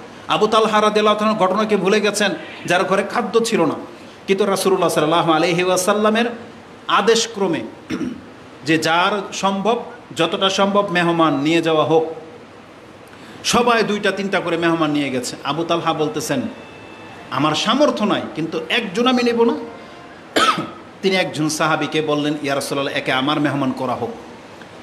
বাসায় গিয়ে দেখে খাদ্য কিছুই নেই, যতটুকু খাদ্য আছে এটা বাচ্চাদের জন্য, একজন বাচ্চার জন্য যথেষ্ট হবে। তখন বলতেছেন তাহলে কি করার পরামর্শ করলেন, বাচ্চাটাকে তুমি ঘুম পাড়িয়ে দাও, আর যতটুকু খাদ্য আছে তুমিও খাবো না, আমারও প্রয়োজন নাই, ওটা একটা প্লেটে দিবে। কারণ তারা একসাথে বসে খেতেন, মেহমান আর মেজবান একসাথে বসে খেতেন।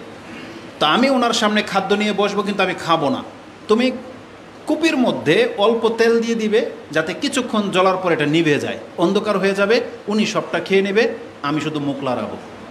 রাতের ঘটনা, তারা নিজেরা না খেয়ে এইভাবে ওই সাহাবীকে খাইয়েছিলেন।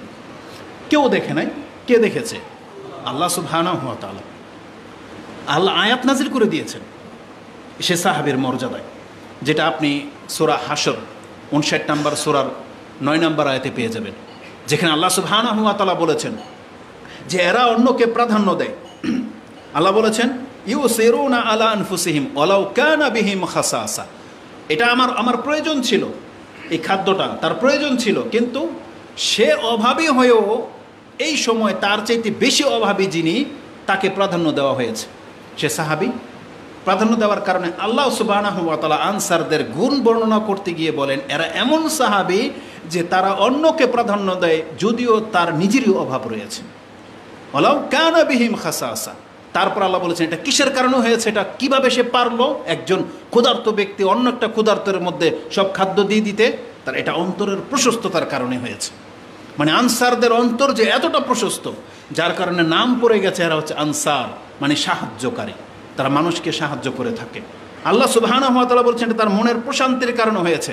তাই আল্লাহ সুবহানাহু ওয়া তাআলা বলেন, ওমা ইউকা শুহা নাফসিহি ফাউলাইকা হুমুল মুফলিহুন। যার অন্তরকে এভাবে প্রশস্ত করে দেওয়া হয়েছে, সংকীর্ণতা থেকে মুক্ত করে দেওয়া হয়েছে, এই ব্যক্তি হচ্ছে সফলকাম। তো অন্তরের প্রশস্ততা লাগবে, অন্তরের প্রশস্ততা ছাড়া কখনো পকেট থেকে টাকা বেরোবে না। টাকা পকেটে প্রত্যেকেরই আছে, কিন্তু বের হয় না, কারণ আমাদের অন্তর প্রশস্ত না, অন্তরের মধ্যে সংকীর্ণতা চলে আসছে।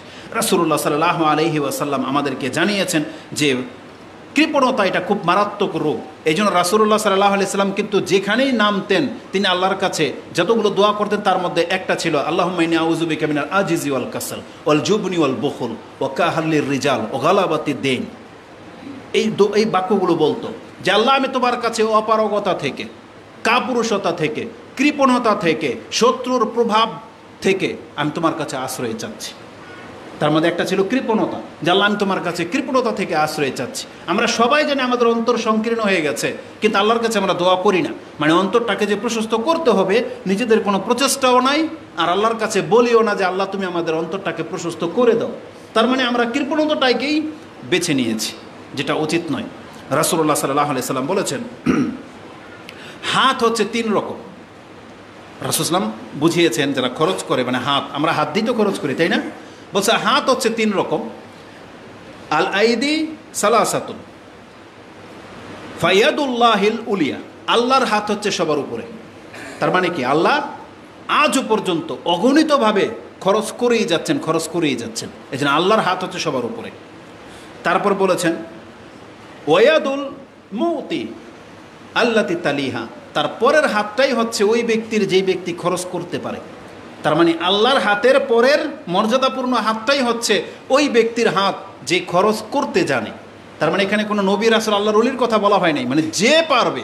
রাসূল বলেছেন আল্লাহর হাতের পরের মর্যাদাকর হাতটাই ওই ব্যক্তির হয়ে যাবে যেই ব্যক্তি খরচ করতে জানে। তো রাসূল বলেছেন ওয়াদুল মুতঈ আল্লাতি তালিহা, মানে আল্লাহর হাতের পরের হাতটাই হচ্ছে যিনি খরচ করতে জানেন তার হাত। ওয়াদুস সাইল আসুফলা, তবে যেই ব্যক্তি অন্যের কাছে চেয়ে বেড়ায় তার হাতটা হচ্ছে সবচেয়ে নিচে, মানে এটা হচ্ছে অনুত্তম হাত। আর অনুত্তমের হাতের চেয়ে উত্তম হলো যে দিতে পারে, মানে যার হাতটা এইভাবে থাকে, আর যারটা এইভাবে থাকে এটা কি মন্দ, নিন্দনীয়, আর যারটা এইভাবে থাকে এটা হচ্ছে সম্মানিত হাত। তার মানে আমাদেরকে আল্লাহ যাদেরকে সম্পদ দিয়েছেন, আমাদের হাতটাকে এইভাবে করতে হবে, মানে আমরা দেব, নেব না, এরকম করতে হবে। তারপর রাসূলুল্লাহ সাল্লাল্লাহু আলাইহি সাল্লাম একটা উপদেশ দিয়েছেন এটা বলার পরে, যে এই ফজিলত জানার পরেও তোমরা অপারগ কেন? তারপর রাসূল বলেছেন ওয়ালা তাজিজ আন নাফসিক, তোমার অন্তরের কৃপণতার কারণে তুমি হেরে যেও না, তুমি তোমার অন্তরের মন্দ চিন্তার কাছে তুমি নিজেকে হারিয়ে দিও না, তুমি হেরে যেও না, অপারগ হয়ে যেও না তুমি। তার মানে শয়তানের ভয়ে প্ররোচনা, দান করে দেবে এত টাকা চলে যাবে, তুমি এই চিন্তার কাছে তুমি নিজে হেরে যেও না। আল্লাহ সুবহানাহু ওয়া তাআলা আমাদেরকে এইভাবে শিক্ষা দিয়েছেন রাসূলের মাধ্যমে। এই হাদিসটি আবু দাউদে রয়েছে। আবু দাউদের মধ্যে যাকাতের অধ্যায় 1649 নম্বরে আপনি হাদিসটি পেয়ে যাবেন। ওয়ালা তাজিজ আন নাফসিক, তুমি তোমার নাফসের কাছে হেরে যেও না, তোমার দান করতে হবে, তাইলে নাফস আবার সজীব হয়ে যাবে। কুমন্ত্রণার কাছে আপনি হেরে যেন না, আমাদেরকে নিষেধ করা হয়েছে। রাসূলুল্লাহ সাল্লাল্লাহু আলাইহি ওয়াসাল্লাম বলেন, কৃপণতা এত মস্ত বড় একটা অপরাধ বা এত খারাপ একটা জিনিস, রাসূল বলেছেন ইত্তাকি জুলম, তোমরা জুলুম থেকে বাঁচো। ফাইন্না জুলমা জুলুমাতুন ইয়াউমাল কিয়ামা, জুলুম কিন্তু কিয়ামতের মাঠে একেবারে ঘন অন্ধকার হয়ে তোমাকে ঢেকে নেবে, তোমার কোনো আলো থাকবে না, তুমি সামনে যে পথ চলবে তেমন কোনো ক্ষমতাই তোমার থাকবে না, তোমাকে অন্ধকারে ঢেকে নেবে অপরাধ। তারপরে বলেছেন অত্তাকুশুভা অত্তাকুশুভা, এবং তুমি কৃপণতা থেকে বাঁচো। কেন? রাসূল বলেছেন ফা ইন্না শুহা আহলাকা মান কানা কাবলাকুম, তোমাদের পূর্বের জাতিদেরকে ধ্বংসই করেছে কৃপণতা, মানে বেশি পাওয়ার লোভ, নিজে কুক্ষিগত করে রাখার লোভ, এটা ওই জাতিদেরকে ধ্বংস করে দিয়েছে। ফলে কি হয়েছে? তারা সম্পদকে বাড়ানোর জন্য রক্ত ঝরিয়েছে, সম্পদের জন্য একজন অন্যজনকে হত্যা করেছে। রাসূল বলেছেন যে হামালাহু আলা আন সাফাকু আদ্দাম, তারা রক্ত প্রবাহিত করেছে, মানে সম্পদ মালিক হওয়ার জন্য, যেটা আজকে আমাদের সমাজের কুক্ষিগত ব্যক্তিরা করে থাকে। সন্ত্রাস যাদেরকে বলি, যারা গুন্ডা বাহিনী, নেতার বাহিনী আমরা যেটাকে বলি, যারা এই ক্ষমতার লোভে মানুষকে হত্যা করে সম্পদ বাড়ায়, তাদের কথা বলা কেন হয়েছে? এটা কৃপণতা বলা হয়েছে। সে খরচ তো করবে না, বরং নিজে কিভাবে কোটিপতি হবে সেই জন্য সে রক্ত ঝরায়। এবং আর কি করে? মানুষ সম্পদের লোভ জন্মে গেলে কি করে জানেন? রাসূল বলেছেন ওয়াস্তাহাল্লু মাহারিমাহুম, আর যেগুলো তাদের জন্য হারাম পথ ছিল সেগুলোকে তারা হালাল মনে করে নিল। তার মানে হালালগুলো আমাদের জন্য যেভাবে অর্জন করার অনুমতি রয়েছে, আমরা ওই হারামগুলোকেও হালালের মতো করে গ্রহণ করা শুরু করে দিলাম। ব্যাংকের চাকরি করা, এনজিওর সাথে জড়িয়ে যাওয়া, সুদ, ডাইরেক্ট সুদ খাওয়া, সুদে টাকা লাগানো, অন্যের জমিন এক হাত কেটে নেওয়া, ধোকামি করা, জেনে শুনে ওগুলোকে আমরা হালাল করে নিয়েছি। কাউকে ঠকানো, এটা বাতিল জিনিস আপনাকে জাপানি মাল করে দিয়ে দিবে। আপনি জানতেছেন যে এটা নেওয়ার পরে এটার অবস্থা শেষ, কিন্তু সে এটাকে আপনাকে একবারে পারফেক্ট 1 নম্বর মাল বলে দিয়ে দিচ্ছে। তো এটা কেন হয়? সম্পদের লোভ, এটা কৃপণতা, স্যাক্রিফাইস অন্তরে না থাকা, এটা রাসূল সাল্লাল্লাহু আলাইহি ওয়াসাল্লাম নিষেধ করেছেন। ইত্তাকিশ শুহ, তোমরা শুহ মানে কৃপণতা থেকে বাঁচো, এটা মস্ত বড় একটা অপরাধ। আবু বকর রাদিয়াল্লাহু তাআলা আনহুকে যখন এক সাহাবী জাবের রাদিয়াল্লাহু তাআলা এইভাবে বলেছিলেন কোন একটা ঘটনার প্রেক্ষিতে, তিনি বলেছিলেন যে আমাকে কেউ কৃপণতার অপবাদ দেবে, এর চাইতেও বড় কোনো রোগ আছে নাকি? তার মানে কৃপণতা হচ্ছে অন্তরের অনেক বড় একটা রোগ। এই জন্য কৃপণতা থেকে বাঁচতে হবে, তাহলে আমাদের অন্তর প্রশস্ত হবে, তাহলে আমরা হয়তো দান সাদকা করতে সক্ষম হব। কারণ দান সাদকা করতে হবে, এটা অনেক নেকি, অনেক ফজিলত, এই জ্ঞান আমাদের সবার আছে, শুধু অন্তরটা আমাদের মরে গেছে। অন্তরকে প্রশস্ততা করা লাগবে। কটা বাজে এখন? 5 মিনিট বাকি আছে না? আচ্ছা, তো এখন পর্যন্ত আমি ফজিলতের দিকে যাইনি, এই জন্য বলেছি গুরুত্ব তুলে ধরতে গেলে অনেক কথা থাকবে, তবে শর্ট করে দিচ্ছি। 5 মিনিটের মধ্যে দেখি 2-1টা ফজিলতের কথা আপনাকে বলা যায় কিনা। অন্তরকে প্রশস্ত করার জন্য এই টিপসগুলো আপনার লাগবে। সেটা কি? যেটা কোরআন হাদিসে বলা হয়েছে। কোরআন হাদিসে কি বলা হয়েছে? বলা হয়েছে দান সাদকা করলে সম্পদ কমে না। আপনি এই কথার প্রতি ঈমান আনেন, এনে ট্রাই করেন। বলা হয়েছে দান সাদকা করলে এটা তোমাকে জাহান্নামের আগুন থেকে বাঁচিয়ে দিবে, এই কথার প্রতি ঈমান আনেন। আল্লাহ বলেছেন যেই ব্যক্তি খরচ করে আমি তাকে দুনিয়াতে তার ডাবল দুনিয়াতেই ফেরত দেব, আর পরকালে তো জান্নাত আছে।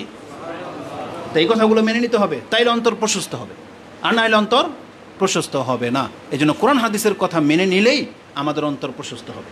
রাসূলুল্লাহ সাল্লাল্লাহু আলাইহি ওয়াসাল্লাম থেকে একটা হাদিস নিয়ে নেন, আবু হুরায়রা তার বর্ণনাকারী।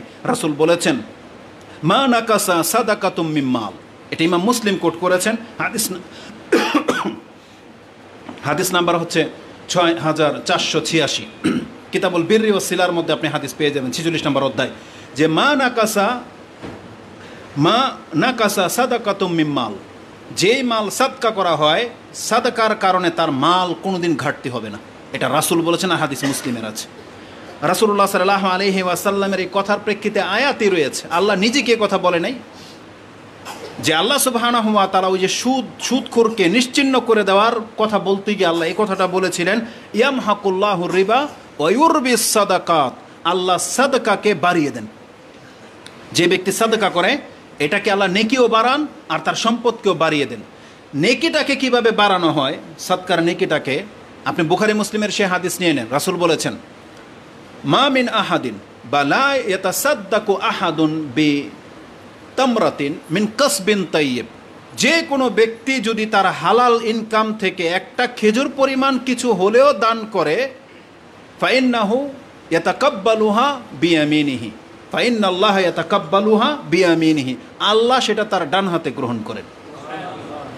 ফায়ুরাব্বিহা লিসাহিবিহি কামা ইউরাব্বি আহাদুকুম ফালুয়াহু আও কালুসাহু হাত্তা তাকুনা মিসলাল জাবাল আও আযামা। রাসূল বলেছেন, যেই ব্যক্তি তার হালাল ইনকাম থেকে, এই শব্দটা বলবেন না, হালাল ইনকাম ছাড়া কিন্তু আল্লাহ কবুল করে না। তা হালাল ইনকাম থেকে যদি অল্প পরিমাণও দান করে, এটা কিভাবে বিশাল হয়, আল্লাহ সেটা তার ডান হাতে গ্রহণ করেন, করে এটাকে লালন পালন করতে থাকেন। যেমন একটা ছোট বাচ্চাকে আমরা লালন পালন করতে করতে বড় একটা অস্ট্রেলিয়ার গাই বা বাছুর বানাই ফেলি না, একটা বড় বিশাল আকৃতির গরু, যেমন আরবরা বড় বড় উট পালে, আল্লাহ সেটাকে এই নেকিটাকে বাড়াতে বাড়াতে মিসলাল জাবাল বলা হয়েছে, পাহাড় সমান নেকি করে দেয়, আও আযামা, বরং পাহাড়কে পর্যন্ত ছাড়িয়ে যায় কারো কারো দান।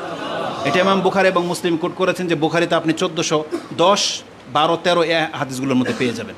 তাহলে এটা বাড়ে। তা আল্লাহ বলেছেন, মা নাকাসা সাদাকাতুম মিনাল মাল, মাল থেকে সাদাকা করলে কোনোদিন কমে না। এই কথার প্রতি ঈমান আনেন, তাহলে আপনি সাদকা করতে পারবেন। রাসূলুল্লাহ সাল্লাল্লাহু আলাইহি সাল্লাম বলেন, আল্লাহ প্রতিদিন ফেরেশতা নিযুক্ত করে দেন, তারা বলে, ইয়া ইবনা আদম আনফিক উনফিক আলাইক। একটু আগেই বলেছি না, আল্লাহ দুনিয়াতেই দেবে। তা আল্লাহ বলেছেন, তুমি যদি দান সাদকা করো, আনফিক, তুমি খরচ করো, উনফিক আলাইক, আমি আল্লাহ তোমার উপরে খরচ করব। এটা আল্লাহ সুবহানাহু ওয়া তাআলা বলেছেন। যে হাদিসটা আপনি, এটাও বুখারীতে রয়েছে, বুখারীতে 4684 এবং মুসলিমে হাদিসটি 2198-তে রয়েছে। তার মানে দুনিয়াতে আপনি পেয়ে যাবেন। এবং আল্লাহ সুবহানাহু ওয়া তাআলা একটা আয়াতে বলেছেন, সূরা সাবা 34 নম্বর সূরার মধ্যে আছে, যে আমি তাকে আরও দ্বিগুণ করে পৃথিবী তাকে রিটার্ন করব। এটা আছে। যেই কথাটা অনেকের নজরান্দাজ হয় নাই, দান সাদকা সম্পর্কে অনেক বক্তব্য শুনেছেন। একটা পয়েন্ট আপনাকে বলে দিই, আল্লাহ মানুষকে ক্ষমা করার জন্য অনেক ব্যবস্থা কিন্তু করেছেন। যেমন উজু করলে পাপ ঝরে যায়, নামাজ পড়লে কি হয়, পাপ মিটে যায়, সিয়াম রাখলে পাপ মিটে যায়, হজ কবুল হয়ে গেলে একবার সরাসরি জান্নাত। এই কথাগুলো আছে না? আল্লাহ ফেরেশতাদেরকে সম্মানিত করেছেন শাফাত দিয়ে। কিয়ামতের মাঠে কিছু মানুষ ইবাদত দিয়ে ঠেকে যাবে, আটকে যাবে, তখন ফেরেশতারা সুপারিশ করবে। অনেক ফেরেশতারা আছে, জিবরাইল আলাইহিস সালাম নিজেও সুপারিশ করবে মুসলিমদের জন্য, আল্লাহ একে ক্ষমা করে দেওয়া হোক। অনেককে ফেরেশতাদের সুপারিশে ক্ষমা করে দেওয়া হবে। তার মানে এই গুণটা আল্লাহ ফেরেশতাদেরকে কেন দিলেন না, মানে আল্লাহ চায় আমাদেরকে ক্ষমা করতে। এখানে ফেরেশতাদের সম্মান বোঝানো হচ্ছে, কিন্তু পরক্ষণে আল্লাহ আমাদেরকে ক্ষমা করতে চাচ্ছেন, যে তাদের সুপারিশে আমাদেরকে মাফ করা হবে। আল্লাহ সেই ক্ষমতা রাসূলকে দিয়েছেন, যে হে রাসূল, আপনি সুপারিশ করেন, আপনার সুপারিশ কবুল করা হবে এবং কতক কতককে আমি জাহান্নাম থেকে মাফ করে দেব। তাহলে এটা আল্লাহ ব্যবস্থা করেছেন। ঠিক তেমনি আল্লাহ সুবহানাহু ওয়া তাআলা একটা ব্যবস্থা করেছেন দোয়া। একে অপরের জন্য দোয়া করে আল্লাহ বলছেন, আমি দোয়া কবুল করে মাফ করে দেবো। যেমন 40 জন যদি কোনো তাওহীদবাদীর জানাজার সালাত আদায় করে, তাহলে 40 জন যদি কমের পক্ষে জানাজার সালাত আদায় করে, আর তারা যদি বলে আল্লাহকে মাফ করে দেবো, আল্লাহ বলছে আমি ওকে মাফ করে দেবো। অনেক বড় ব্যাপার। এটা ইমাম মুসলিম কোট করেছেন, জানাজার অধ্যায়ে পেয়ে যাবেন। আব্দুল্লাহ ইবনে আব্বাস তার ছেলের মৃত্যুর সময় এই হাদিসটা বর্ণনা করেছিলেন।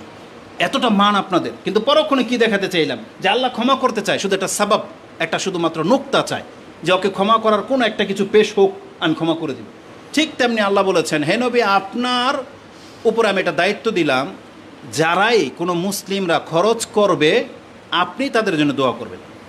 রাসূলকে বলে গেছেন আল্লাহ, মানে রাসূল জীবদ্দশাতেই আমাদের জন্য ক্ষমা আল্লাহর কাছে চেয়ে গেছেন। রাসূল আমাদের সবার জন্য ক্ষমা চেয়ে গেছেন। ক্ষমা কিন্তু লটকে আছে, কার উপরে গিয়ে পড়বে, যে দান করবে, মানে যে দান করতে পারবে তার উপরে সেই দোয়া ফিট হয়ে যাবে। আর যারা কৃপণতা করতেছেন, তার মানে আপনি রাসূলের দোয়া থেকে পর্যন্ত মাহরুম, কত কিছু থেকে মাহরুম হয়ে গেছেন আপনি। এই হাদিসটা নিয়ে নেন, কোরআনের মধ্যে সূরা তাওবা 9 নম্বর সূরা 103 নম্বর আয়াত আল্লাহ কথা বলেছেন, খুয মিন আমওয়ালিহিম সাদাকাতান তুতাহহিরুহুম ওয়া তুযাক্কিহিম বিহা ওয়া সাল্লি আলাইহিম ইন্না সালাতুকা সাকানুল লাহুম। এটা হচ্ছে আয়াত, যে তাদের কাছ থেকে যাকাতের সাদকার মালগুলো গ্রহণ করেন তার এটা গ্রহণ করে তাদেরকে পবিত্র করেন, এবং যারা সাদাকা নিয়ে আসবে তাদের জন্য হে নবী আপনি নিজে দোয়া করে দেন, কারণ আপনার দোয়া তার মনের প্রশান্তির সবচেয়ে বড় কারণ। কিছু পাক বা না পাক অঢেল দিয়ে দিয়েছে, রাসূল বলে দিয়েছে দোয়া, ওইটাই সাহাবীর জন্য যথেষ্ট। আল্লাহ বলেছেন এই কথা। তো রাসূলুল্লাহ সাল্লাল্লাহু আলাইহি ওয়াসাল্লাম দোয়া করতেন, আল্লাহুম্মা সাল্লি আলা ফুলানিন, আল্লাহ এই ব্যক্তি খরচ করেছে, আল্লাহ তুমি এর উপরে সালাত পাঠ করো, সালাত নাজিল করো। আমরা বলি না আল্লাহুম্মা সাল্লি আলা মুহাম্মদ? আমরা কি জানি, কেউ যদি একবার রাসূলের উপরে সালাত পাঠ করে সে কি পাবে? 10 বার সালাত প্রাপ্ত হবে, 10টা পাপ মাফ হয়ে যাবে, 10টা মর্যাদা উঁচু হবে। আর আমরা সবাই রাসূলের জন্য সালাত পড়ি, আর রাসূল আমাদের জন্য সালাত পড়ে গেছেন কাদের জন্য? যারা দান সাদকা করে, বোঝেন? মানে যারা খরচ করে, কৃপণ না, তাদের জন্য রাসূল সালাত পড়ছেন, দুরূদ পড়ছেন। আর রাসূলের দুরূদটা কি? আমরা যখন বলি আল্লাহুম্মা সাল্লি আলা মুহাম্মদ, জানেন এটা কি? আল্লাহ তাকে ক্ষমা করো, তাকে রহম করো, তার মর্যাদা বৃদ্ধি করো, তার উপরে দয়া করো, সবগুলো এই সালাতের মধ্যে শামিল। যেমন এক্সাম্পল স্বরূপ যে কোনো খাদ্য ধরে নেন, বিরিয়ানি বলেন, মিক্স জাতীয় খাদ্য, পায়েস বলেন বা চা বলেন, তাতে কি থাকে? অনেকগুলো মিশ্রণ থাকে না? আলাদা আলাদা করে বলতে হয় না, এটাতে চিনি আছে, পানি আছে, দুধ আছে, চা আছে, বলতে হয়। শুধু আপনি বলতে এটা কি? এটা চা, তাই না? এটা চা, চা বললে আপনি বুঝতে পারেন এটার মধ্যে এই জিনিসগুলো থাকে।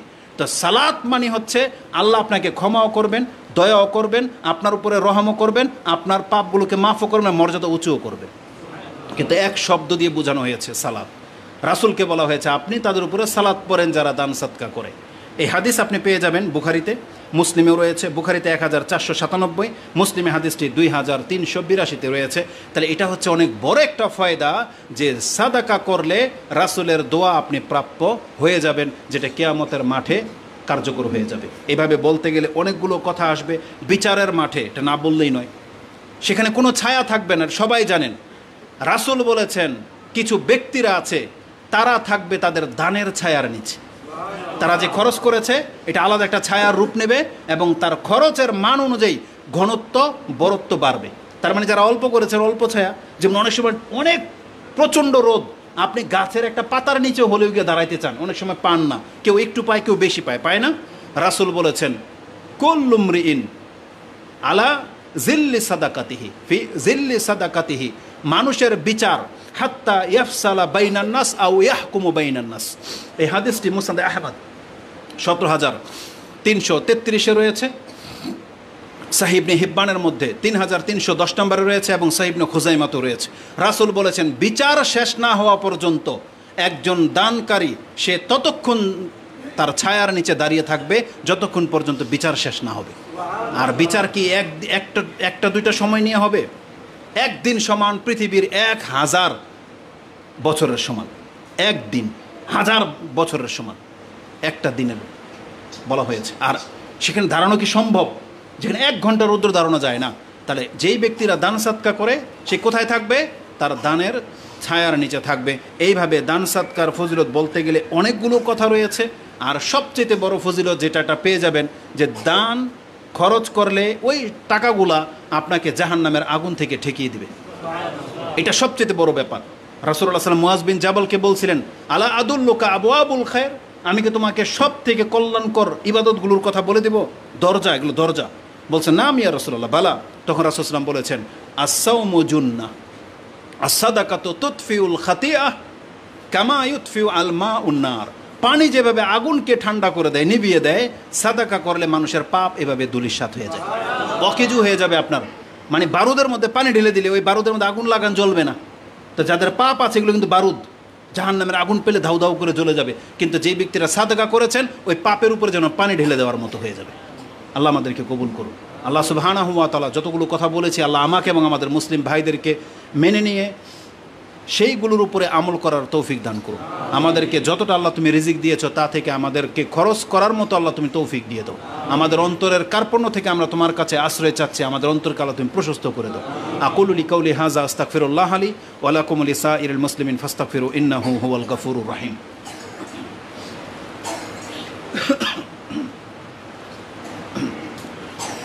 আলহামদুলিল্লাহি রাব্বিল আলামিন ওয়াস সালাতু ওয়াস সালামু আলা আশরাফিল আমবিয়া ওয়াল মুরসালিন নবিয়িনা মুহাম্মাদিন ওয়া আলা আলিহি ওয়া সাহবিহি আজমাইন ওয়া বাদ। যেহেতু গুরুত্ব এবং ফজিলত এটা প্রথম বক্তব্য, এই জন্য আরও অনেক কথা থেকে গেছে, ইনশাআল্লাহ এটা আমরা অন্য কোনো দিন পর্যায়ক্রমে নেটে এটা আমরা ছাড়ব। সর্বশেষ একটা আয়াত যেটা না বললেই নয়, কোরআনে আল্লাহ সুবহানাহু ওয়া তাআলা সূরা আলে ইমরান ৩ নম্বর সূরার ৯২ নম্বর আয়াতে বলেছেন, লান তানালুল বিররা হাত্তা তুনফিকু মিম্মা তুহিব্বুন।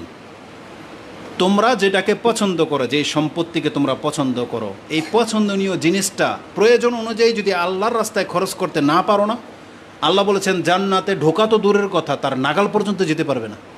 আল্লাহ বলছেন লান তানালুল বিররা, এখানে বীর বলে আল জান্নাতকে উদ্দেশ্য করা হয়েছে। তাফসীর করেন বীর মানে নেকি, আর নেকি দিয়ে জান্নাত পাওয়া যায়। আর তাফসীরে সরাসরি বলা হয়েছে লান তানালুল বিররা, তোমরা ততক্ষণ পর্যন্ত জান্নাতে ঢোকা তো দূরের কথা, তার সীমানায় যেতে পারবে না, হাত্তা তুনফিকু মিম্মা তুহিব্বুন, তোমরা যেটাকে পছন্দ করতেছো এটা যদি আল্লাহর রাস্তায় খরচ করতে না পারো তাহলে তোমরা জান্নাতে ঢুকতে পারবে না। এটা আল্লাহ সুবহানাহু ওয়া তাআলা সূরা আলে ইমরানের ৯২ নম্বর আয়াতে উল্লেখ করেছেন, ওমা তুনফিকু মিন শাইইন ফাইন্নাল্লাহা বিহি আলিম। আর তোমরা কে কী যে খরচ করো, আল্লাহ বলছে এটা কিন্তু আমি খুব ভালো করেই জানি।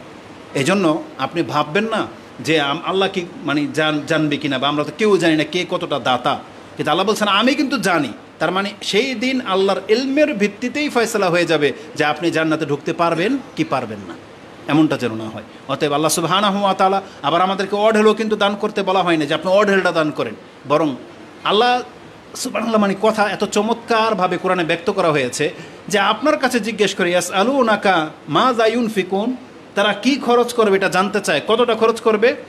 আল্লাহ যে কথাটা বলেছেন এটা যদি কোনো ব্যক্তি আমল করতে সক্ষম হন তাহলে করে দেখান।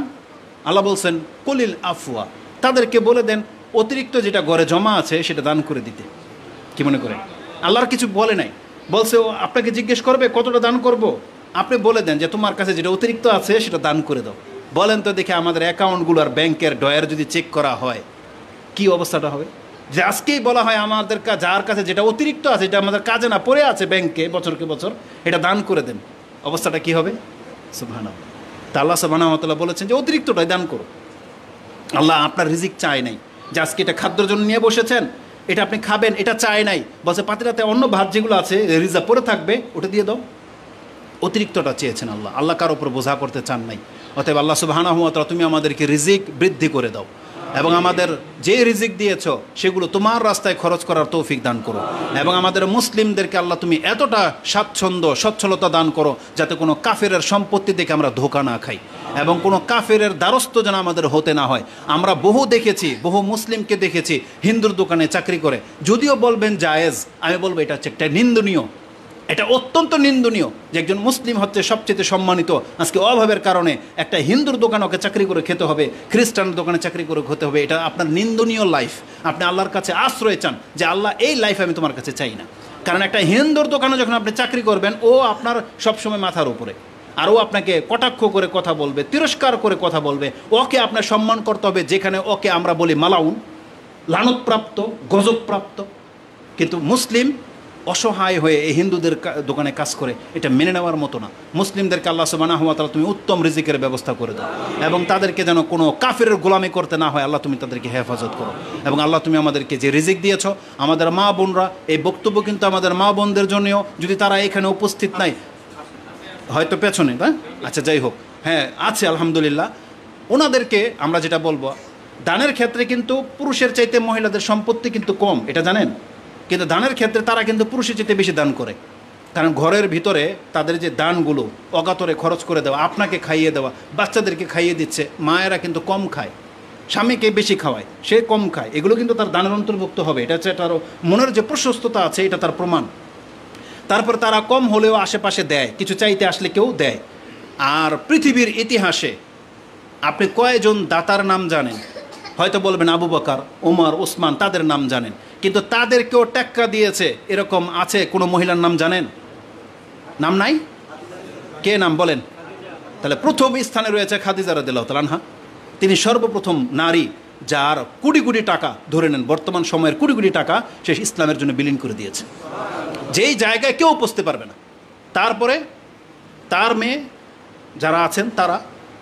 আর দানের ক্ষেত্রে আয়েশা রাদিয়াল্লাহু তাআলা আনহার দান অনেক আবু বকর সিদ্দিকের মতোই, সিদ্দিকের মেয়ে সিদ্দিকের মতোই, কিন্তু তাকে পর্যন্ত হার মানিয়ে দিয়েছে জাইনাব রাদিয়াল্লাহু তাআলা আনহা। জানেন জাইনাব রাদিয়াল্লাহু তাআলা আনহার উপাধি হলো উম্মাহাতুল মাসাকিন, তাকে মিসকিনের মা বলা হয়। কি মনে করেন আপনি, যার ইতিহাস আমাদের কাছে আড়াল পড়ে গেছে? তিনি নিজে ইনকাম করতেন, তার বিজনেস ছিল, আর তিনি অগাতরে মিসকিনদেরকে দান করত। রাসূল তার মর্যাদা তুলে ধরতে গিয়ে একদিন বলেছেন স্ত্রীদের কাছে যে তোমাদের মধ্যে যার হাত সবচেয়ে বেশি লম্বা সে প্রথম আমার সাথে সাক্ষাৎ করবে। আয়েশা রাদিয়াল্লাহু তাআলা বলতেছেন যে এরপর থেকে আমরা প্রত্যেকের হাত মাপা শুরু করে দিলাম যে কার হাতটা বেশি লম্বা। বুঝেন? বলতেছেন যখন জাইনাব রাদিয়াল্লাহু তাআলা আনহার ইন্তেকাল হয়ে গেল আমাদের 9 জন স্ত্রীদের মধ্যে, তখন বুঝলাম যে রাসূল সাল্লাল্লাহু আলাইহি ওয়াসাল্লাম এই হাতের কথা বলে নাই, বরং দানের হাতের কথা বলেছেন। কারণ আমাদের মধ্যে জাইনাব রাদিয়াল্লাহু তাআলা সবচেয়ে বেশি দাতা ছিলেন, তিনি বেশি দান করতেন। তাহলে তার মর্যাদাটা এইভাবে বলেছে, উম্মাহাতুল মাসাকিন বলা হয়েছে, মিসকিনদের মা। এই জন্য মহিলাদের দান অবশ্যই অনেক বেশি ব্যবধান রাখে আমাদের চাইতে, কিন্তু তাদেরটা বক্তব্যে আসে না। আপনি বলেন তো দেখে, আপনি দান করলে কয় টাকা দিবেন? বেশি জোর আপনার সব পকেটের সবচেয়ে বড় নোট কোনটা? 1000, তাই না? জীবনে দিচ্ছেন আজ পর্যন্ত? আমার মনে হয় না, আমি তো দিইনি। 100 টাকা, এটা অনেকে কম বেশি দেয়, 500 দেয়। কিন্তু একটা মহিলা যখন তার কানের রিং খুলে দিয়ে দিয়েছিল রাসূল সাল্লাল্লাহু আলাইহি ওয়াসাল্লামের কাছে, হাতের আংটি খুলে দিয়ে দিয়েছিল, ওটার দাম কত? কমের পক্ষে 5000, 10,000 হবে না? স্বর্ণের একটা রিং যদি কানের খুলে দিয়ে দেয় 10,000 টাকা হবে না? 5,000 টাকা হবে না? তাহলে বুঝেন, তাহলে এটা কি সাহাবীরা করেছিল কি করে নাই? মহিলারা করে নাই এটা? এই যে বেলাল রাদিয়াল্লাহু তাআলার মধ্যে স্বর্ণগয়না দিয়ে দেয় নাই?